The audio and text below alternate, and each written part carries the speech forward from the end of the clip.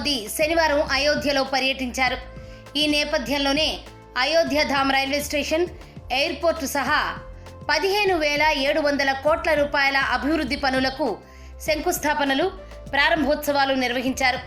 జనవరి 22న అయోధ్యలో రామాలయం ప్రారంభం కానున్న నేపథ్యంలోనే అక్కడ కేంద్ర రాష్ట్ర ప్రభుత్వాలు సంయుక్తంగా వేల కోట్ల రూపాయలతో అభివృద్ధి పనులు చేపడుతున్నాయి. ఈ నేపథ్యంలోనే మోదీ అయోధ్యకు వెళ్లారు.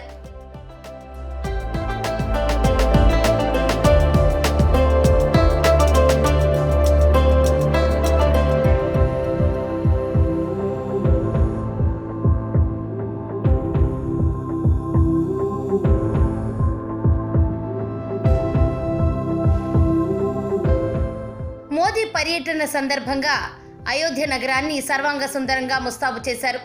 ఎలాంటి అవాంఛనీయ సంఘటనలు జరగకుండా పోలీసులు, కేంద్ర బలగాలు పటిష్ట బందోబస్తు ఏర్పాటు చేశాయి. అయోధ్యలో ముందుగా రోడ్ షో నిర్వహించిన మోదీ ఆ తర్వాత 240 కోట్ల రూపాయలతో అభివృద్ధి చేసిన అయోధ్యధామ్ రైల్వే స్టేషన్ను జాతికి అంకితమిచ్చారు.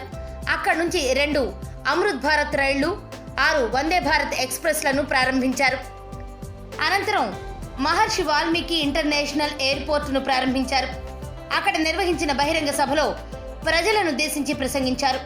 ఈ పర్యటనలో ప్రధాని మొత్తం 46 ప్రాజెక్టులకు ప్రారంభోత్సవాలు, శంకుస్థాపనలు చేశారు.